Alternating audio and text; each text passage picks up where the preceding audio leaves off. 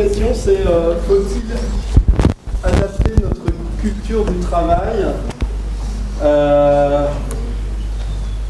ne sais plus si c'était selon Friedman ou selon ce que tu tires des questions que pose Friedman, mais voilà. Faut-il adapter notre culture du travail et qu'est-ce que ça signifierait?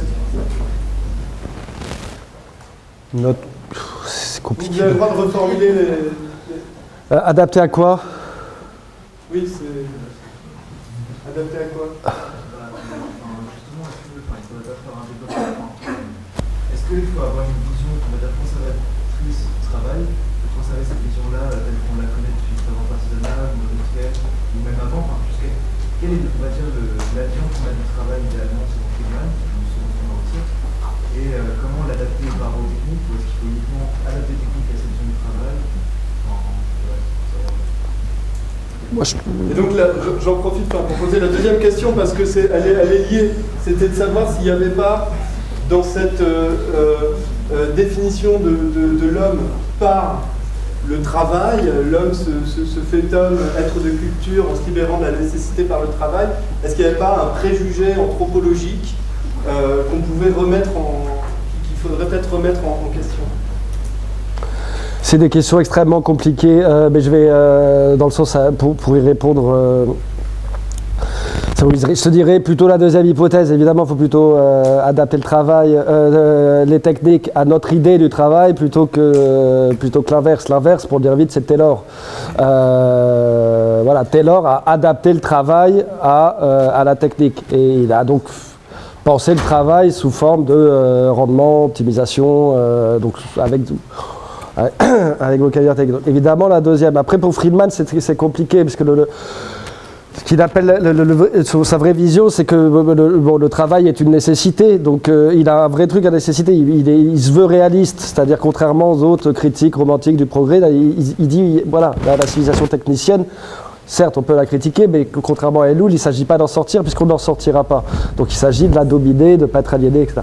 Mais il pensait que le travail, donc une nécessité, à terme, il fait partie des gens qui vont croire à la réduction du temps de travail grâce à l'automatisation et donc de plus en plus de temps pour le temps libre où là, l'homme réel, on s'épanouit réellement. À la fin de sa vie, il est vraiment déprimé, pour dire vite, parce que il s'aperçoit que le loisir est aussi source d'aliénation, et au lieu d'en profiter pour s'émanciper, voilà, en fait, on est tous aliénés devant la télé, les soldes. Bon, je schématise. Ensuite, la question, c'est... Ta question présuppose qu'on a une idée du travail. La vraie truc, c'est qu'il faut distinguer très simplement l'emploi du travail. Le travail au sens noble, c'est ce que tu fais pour donner sens à ton existence et tu ne peux pas vivre sans travailler. L'emploi, c'est ce que tu fais, donc ça c'est une définition très précise juridique, c'est un contrat subordonné moyennant salaire. Il se trouve que de plus en plus, on travaille indépendamment du salaire, des freelances entre guillemets, les indépendants qui étaient une catégorie très fou, les travailleurs indépendants, dans lequel tu peux mettre des freelancers, des paysans ou des musiciens ou des artistes. Voilà. Mais je peux te répondre, parce que c'est des questions immenses, je peux te répondre un peu la voie que prend Bernard Stiegler. Lui, son modèle, c'est évidemment de d'étendre le statut des intermittents à l'ensemble, prenant acte de ce que je viens de te dire. C'est-à-dire qu'il y a de plus en plus la part du travail hors emploi est essentielle. Essentielle à ton épanouissement, puis essentielle au bien de... C'est-à-dire que le travail, c'est aussi le fruit de ton travail que tu offres à la société. Donc les mecs qui ont fait Linux, Firefox, ils ont travaillé indépendamment de toute logique salariale, indépendamment de toute subordination salariale sans être payés, comme on le sait, et voilà. Donc, une fois que tu as distingué emploi et travail, c'est, voilà, il y a la tendance, ça serait imaginer un monde, justement, où on admet ça, et donc, on sait tous que les intermittents travaillent beaucoup plus que le moment de l'emploi où on peut quantifier leurs heures, les 3 heures où ils vont faire le concert, sauf que s'il est vraiment musicien, il ne peut pas se lever sans pratiquer son instrument, donc il travaille tous les jours, y compris en vacances. C'est-à-dire pour un vrai artiste, le concept de vacances, vraiment, ça ne devrait pas avoir de place, c'est-à-dire il s'emmerde quand il ne joue pas de la musique, quoi. Donc voilà. Et l'idée, donc, c'est d'étendre ce statut-là qui part du principe que le travail excède l'emploi à tout Je lis très vite. Mais ta question présuppose qu'on a une idée du travail, et je te réponds très simplement en disant, au moins, distinguons emploi de travail, ça aide déjà à avoir une certaine idée de ce qu'on a. Voilà, mais c'est des questions extrêmement compliquées, qui sont énormément débattues aujourd'hui, et ça serait trop... Je ne peux pas répondre si court. Voilà. Ça va être discuté, entre autres, samedi, par Industrialis, à Saint-Denis, si vous êtes passage à Saint-Denis. Il y a une grosse réunion avec Michel Bowens, que je t'invite à découvrir, qui est le président de la Peer-to-Peer Foundation, et qui essaye, pour le dire très vite, de repenser une rémunération, ou quelque chose comme du travail, pour tout ce que tu fais sur Internet qui produit de la valeur d'usage, mais pas de la valeur marchande, c'est-à-dire que tu n'es pas rétribué, et dont la valeur est accaparée par les gros pôles, Google, etc. Donc c'est toi qui donne la richesse de ces gens-là, c'est les data. Les data, c'est toi. C'est tes data, c'est nos data. Et donc eux, ces gens qui pensent vraiment le web de demain, donc Michel Bowen, je redonne son nom, donc il sera, voilà, essaye de penser des modalités de rétribution, des nouvelles licences, qui permettraient de rétribuer les contributeurs, voilà, de tout ce travail informel qui nourrit, qui est pourtant essentiel à toi comme à la société. De telle sorte à ce que ça ne soit pas Facebook qui ne capte pas toute la valeur marchande, alors que c'est toi qui donne la valeur d'usage. Voilà, pour te répondre, mais c'est des pistes. Tous ceux qui pensent vraiment le monde de demain se posent ces questions-là, et moi je fais que les suivre à la traîne. Voilà. Il y avait une question autour de la réalité virtuelle et la manière dont on peut décrire ça. On pourrait décrire ça en termes de pluralisation de milieux techniques et donc psychiques et donc sociaux qui coexisteraient.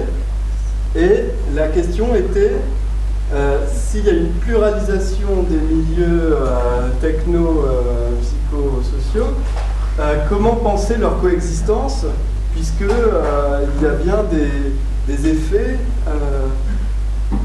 d'un monde virtuel, physique à un autre.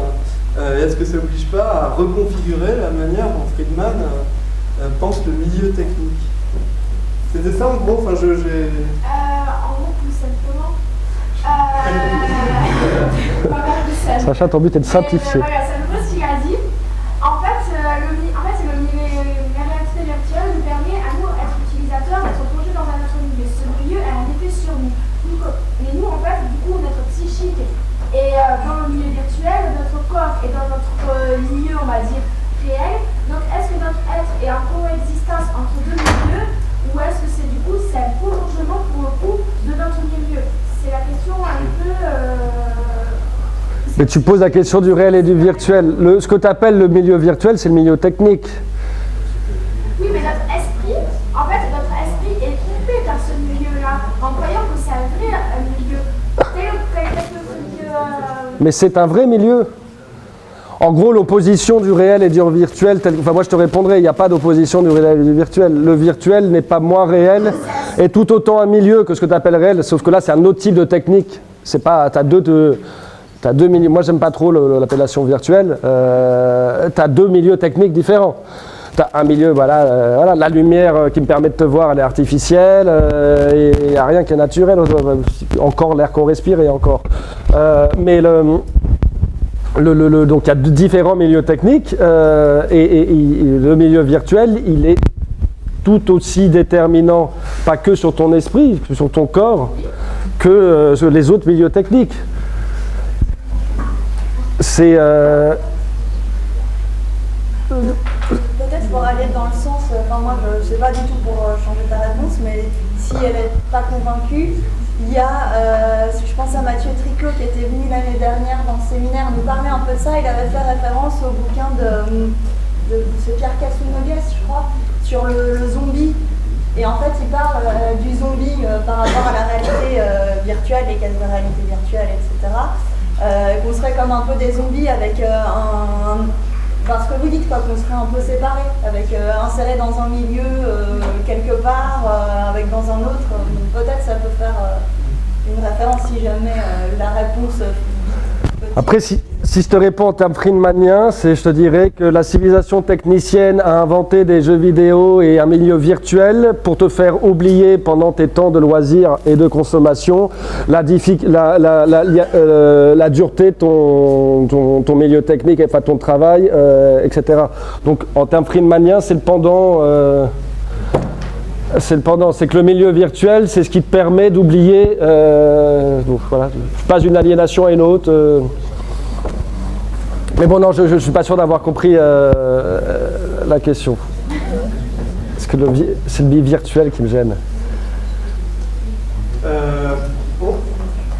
Alors, on trouvait que l'analogie du parapluie était un peu, comment dire, foireuse et ne permettait pas de comprendre ce que signifiait améliorer le travail à la chaîne. Et qu'est-ce que ça veut dire améliorer le travail à la chaîne? Est-ce que c'est des correctifs techniques ou non techniques? Et quel rapport avec le parapluie? Le rapport pluie-parapluie, c'est juste que il y a une nécessité du développement technique et on ne peut pas lutter contre elle, donc plutôt que lutter contre une tendance inéluctable, typiquement là ça serait lutter par exemple contre le poids croissant du numérique dans nos vies. Soit tu dis ok, je me déconnecte et je vis dans le Larzac, soit tu te dis bon face à ça j'essaye de me connecter mais sans avoir les effets nocifs. Donc on ne peut pas empêcher le développement du travail à la chaîne, mais par contre on peut essayer de minimiser tous ces effets nocifs. Ça c'est le parapluie. Alors comment minimiser? Ça c'est là où il rentre dans le détail, enfin c'est un sociologue, en automatisant le plus possible ce qui peut l'être, en donnant des tâches polyvalentes partout où tu peux en mettre au lieu d'avoir des tâches spécialisées, je ne sais pas à qui je réponds,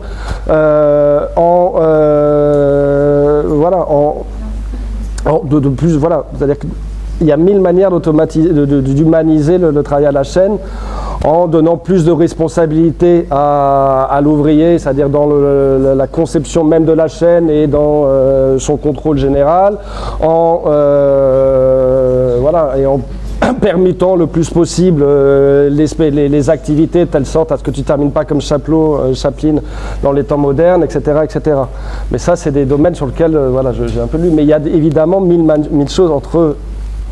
Mais tu peux l'améliorer comme Taylor, c'est-à-dire dire on va faire, ou staccanovisme, on va faire de telle sorte à ce que tu sois de plus en plus efficace à une tâche donnée, ou tu peux l'améliorer dans le sens Friedman, c'est comment faire en sorte de garder le rendement du travail à la chaîne tout en faisant que l'ouvrier ne soit pas complètement déshumanisé.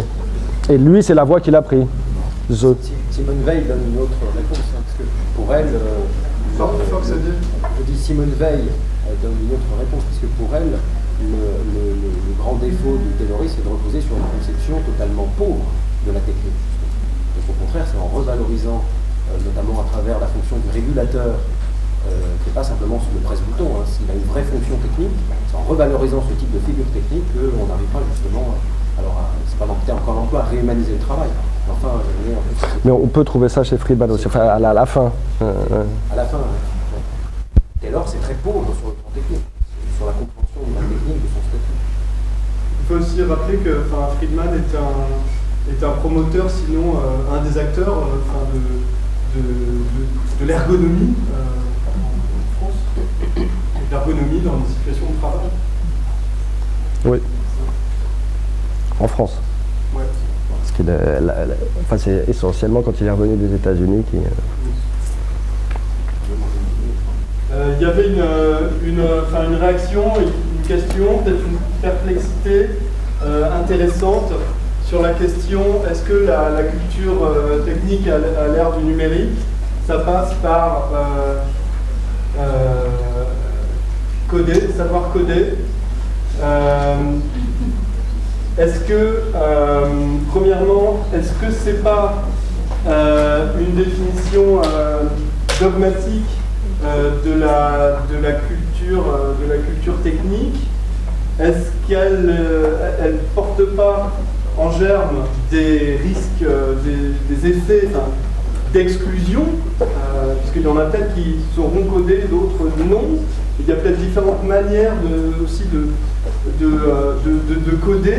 Il y a peut-être je sais qu'il y a différents langages, etc. Il y a peut-être aussi des risques de renforcer des stéréotypes qui sont inhérents à peut-être à cette pratique du codage, et même pour un ingénieur, un informaticien qui sait parfaitement coder, est-ce que pour autant, quand il est sur Facebook, quand il est sur son smartphone, il utilise des applis, pour lui, est-ce que c'est pas aussi, je veux dire, est-ce que c'est suffisant de savoir que, est-ce que d'une part c'est nécessaire pour développer la culture technique, et est-ce que c'est suffisant, c'est-à-dire à supposer qu'on sache le faire, qu'on ait cette compétence, est-ce qu'on serait pour autant en situation de désaliénation face au système technique?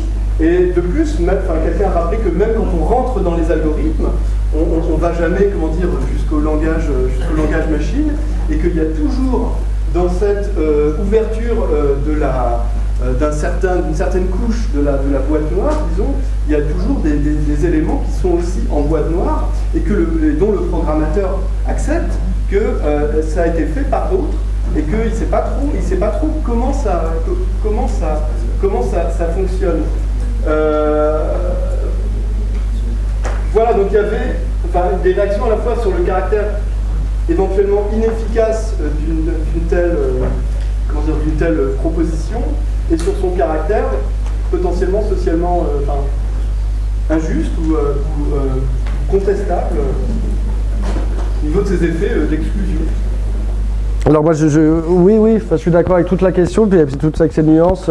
Évidemment, moi, je posais une question sur la... donc j'ai pas de réponse claire à la question, et moi je préférais qu'on réponde non, parce que je code pas, donc ça m'arrangerait que mais c'était juste pour... Si on a beaucoup réfléchi au fait de ce que peut être faire un ingénieur global, c'est-à-dire qui a une formation aussi solide en humanité, dans lequel il inscrit la technique au-delà de sa fonction, etc. Bon.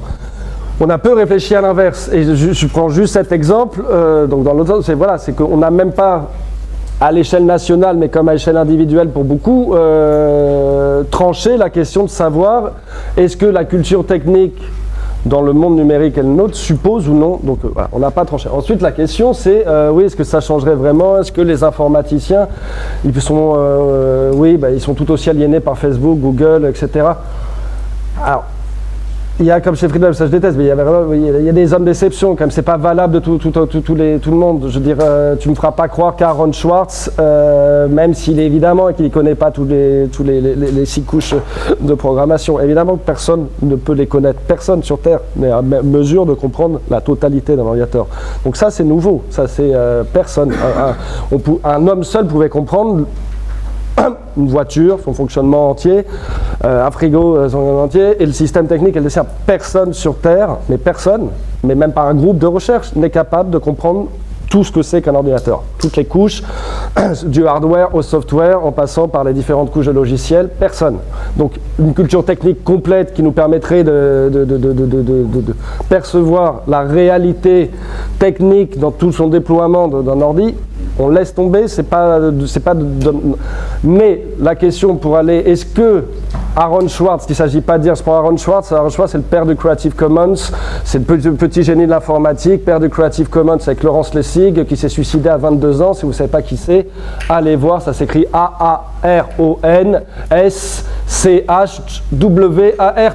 Bon, c'est un grand génie de l'informatique, qui a les flux RSS à 14 ans, tout ce que vous faites toute la journée sur les flux RSS, c'est pas possible, à 14 ans, hein. Père des flux RSS à 14 ans. Donc lui, évidemment qu'il n'avait pas tous les niveaux du code, mais il est évident que sa culture du code lui a permis de comprendre une certaine architecture du web et une certaine logique de pouvoir qu'il y avait en jeu, et qu'il aurait possiblement pas été aussi convaincant, parce que c'est plus lui, entre le juriste et l'informaticien, sur ce qui se joue vraiment dans les jeux de pouvoir qui se jouent dans le web.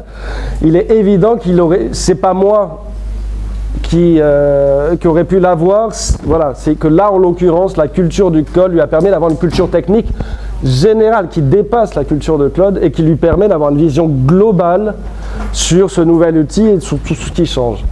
Donc j'ai envie de dire, oui, il y en a certains, heureusement, dont de Tim Berners-Lee. Donc Tim Berners-Lee qui pense, s'il n'avait pas cette culture du code, il aurait du mal à penser le web herméneutique, les troisièmes architectures, etc. Voilà, je donne une réponse mitigée, mais et c'est évidemment pas valable pour n'importe quel informaticien, mais ce qu'on appelle culture du code, c'est pas juste le fait d'être développeur dans une boîte, c'est le fait de soit en avoir fait quelque chose, voilà, avoir politisé cette culture. Des réactions, non? Ouais. Oui, ça c'était un peu la question que vous avez posée, mais du coup, culture technique aujourd'hui, ça n'est plus culture numérique, il n'y a plus d'autres types de culture technique? Il y a évidemment des millions de types de... Je prends cet exemple, c'est juste parce que c'est notre milieu technique qui caractérise notre époque, et c'était par contraste avec Friedman qui s'arrête en 70, qui est déjà plus qu'inquiet de l'évolution de la civilisation technicienne et de la place que de la quête technique du système technique occupe. Voilà. Moi j'ai essayé de reposer ces questions à l'aune de notre nouveau milieu technique, qui est évidemment, qui vient s'ajouter, que ça c'est des thèses assez classiques d'histoire des techniques, aucune technique ne vient remplacer les précédentes. L'histoire de la technique n'est pas une suite d'addition, n'est pas une suite de substitution, ça s'additionne. C'est pas parce que tu es passé aux techniques que tu en as fini avec le papier. On n'a jamais tant, l'industrie du papier, c'est jamais tant si bien porté. C'est pas parce qu'on est passé au nucléaire qu'on en a fini avec le charbon reste la première, etc., etc. Donc, mais aujourd'hui, étant donné que c'est le propre de ces technologies, c'est qu'elles sont immersives, c'est-à-dire qu'elles s'infilent dans toutes les industries. C'est pas le milieu numérique comme tel, juste, j'ai pris des mauvais exemples, Facebook, machin. Aujourd'hui, une voiture suppose un milieu numérique. Je veux dire, 90% de sa valeur ajoutée, c'est les logiciels qu'on y rajoute, c'est 90% de sa conception.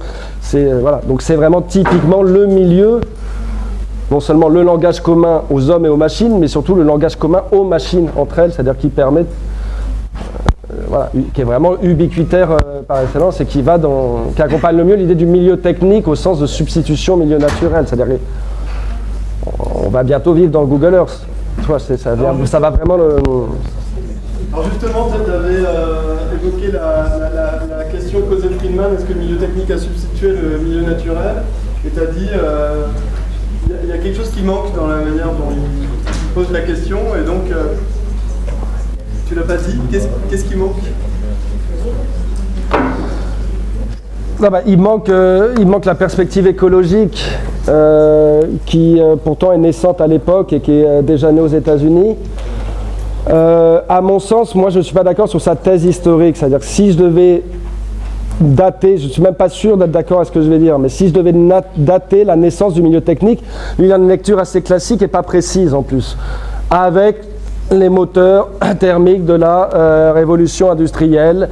À partir de ce moment-là, l'essentiel des rythmes humains, l'essentiel de l'espace humain, l'espace-temps humain a été conditionné par la technique beaucoup plus que par des déterminants naturels. Ça, c'est sa thèse. Moi, j'ai juste dit, si je devais avoir une thèse forte du milieu technique que j'appelle technocène, mais je ne vous expliquerai pas là pourquoi, je le commencerai en 1945, pour corroborer déjà une certaine explication. L'anthropocène, vous savez ce que c'est ou parce que j'en ai parlé, c'est bon. C'est le nom qu'on donne à la crise écologique globale, c'est à la globalité. Parce que beaucoup de choses font qu'on... Même si on met l'anthropocène commence à la révolution industrielle, de plus en plus, on dit que c'est vraiment 1945, là où la grande accélération commence, c'est-à-dire tous les accélérateurs exponentiels. Et pour résumer ma thèse, on passe au milieu technique, c'est-à-dire vraiment il n'y a plus de milieu naturel. La nature est morte, si vous voulez, l'idée d'un monde absolument, d'une terre-machine. Je la date avec les technologies de la guerre froide. Et pour dire, mais il y a 3 technologies. La bombe nucléaire qui permet d'avoir la possibilité de détruire toute vie sur Terre, de détruire la matrice, donc une capacité de destruction qui est plus forte que notre capacité de création. 2, le voyage dans l'espace qui nous permet de... tout ça, c'est les technologies de la guerre froide. Tout ça né à la même époque, entre les années 40 et les années 50, essentiellement aux États-Unis, dans un contexte de guerre froide. La possibilité de s'extraire de la Terre au moment même où on a la capacité de la détruire et de la voir comme un objet objet dont on peut ensuite imaginer ce que c'est que l'Anthropocène aujourd'hui. C'est l'idée qu'on peut tout paramétrer, l'ensemble est possiblement contrôlé et optimisé. Donc le fait de s'extraire de la Terre, et à ce moment-là, parce que là j'ai parlé que des Français, mais il y a un autre grand américain ou canadien, McLuhan, qui a le concept de milieu technique, il dit que le milieu, ce que vous utilisez, le médium, c'est un message, c'est-à-dire que ça détermine ce que vous allez dire, le nouveau milieu que vous allez. Et il dit que lui, le moment où on s'est sorti de la Terre, il prend Spoutnik comme exemple, on a compris que la Terre était une machine et que l'écologie était une affaire technique. Donc pour vous dire, bon. Donc McLuhan, et la troisième truc, c'est évidemment le réseau global que constitue l'ordinateur, et l'ordinateur est né. C'est d'abord, tout ça c'est lié. Voilà. Bon, je vous renvoie à un livre qui s'appelle A Vast Machine par Paul Edward et qui montre comment ces technologies naissent à la guerre froide et créent un monde clos, c'est-à-dire dont on prétend cerner la totalité et contrôler la totalité. Et tout ça, ça nous conduit, pour dire très vite, à la biogéoingénierie, le fait qu'on prenne contrôle de tout ce qui est plus de nature, c'est-à-dire que les deux seules choses qui échappaient à la technique, à savoir la naissance d'un côté et, parce que, et le climat de l'autre, ces deux choses-là deviennent objets de design.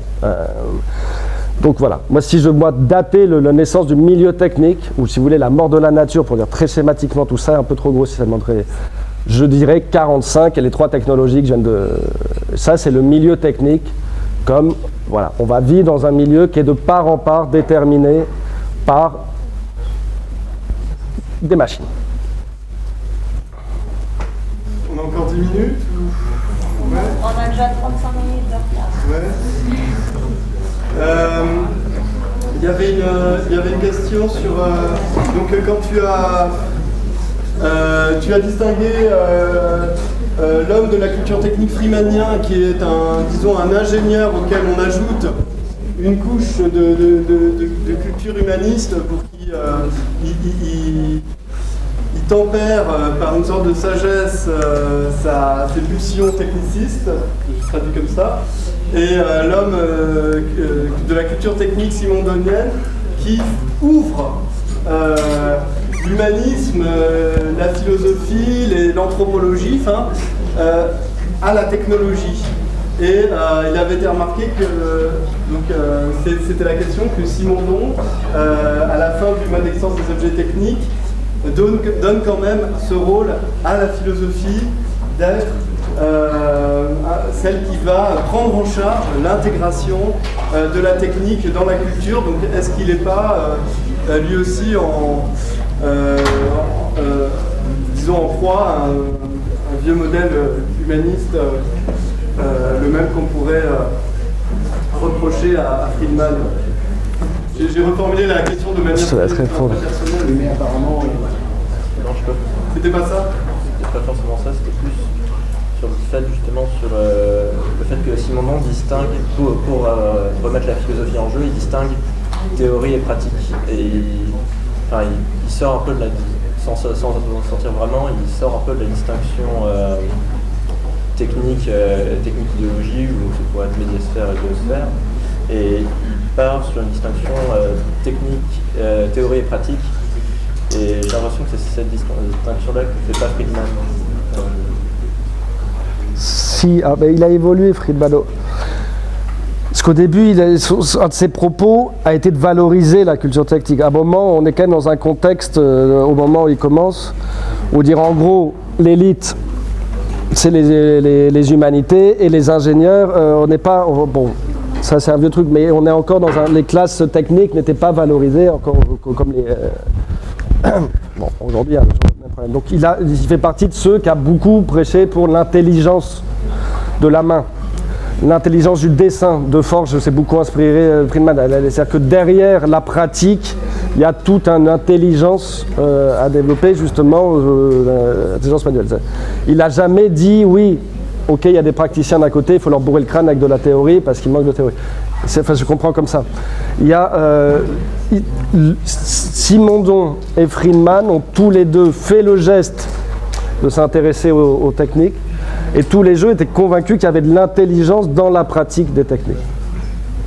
Donc là-dessus, ils sont d'accord tous les deux. Le truc, c'est que l'opposition que je faisais, c'est que Friedman, en gros, il pense l'homme et la technique, il essaye d'accorder. Et il dit, bon, là, on n'arrête pas d'adapter, l'homme s'adapte à la technique, il serait temps d'adapter la technique à l'homme pour dire vite, etc. Simondon, donc d'un côté, il y a un sujet, de l'autre côté, des objets qu'il faut adapter. Simondon, c'est plus compliqué, parce que rien que le fait de dire sujet-objet, ça marche.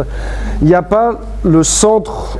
Tu vois, lui, c'est la relation technique. C'est-à-dire que le centre de l'eau, il n'y a pas d'un sujet qui maîtrise l'ensemble d'un objet, puisqu'il y a, voilà, il y a une relation technique qui fait émerger, on rentre dans les concepts des transductibles, c'est-à-dire il faut que le sujet se laisse dépasser par la technique pour que son être sujet advienne. Et il n'y a pas ça chez Friedman. C'est-à-dire que voilà, je sais pas, mais je m'exprime mal. Ça vous va comme réponse? Non, c'est pas très clair. Mais les deux admettent qu'il y a de l'intelligence de la main, quoi. Ça, c'est... et ça, bon, des thèses très à la mode aujourd'hui. Tout à fait d'accord. Bon, ils en ont marre, là. Ah non. Ouais, si tu veux, comme tu veux, c'est... On va peut-être... moi, je vais prendre notre temps. Merci à tous. Et bon courage pour demain.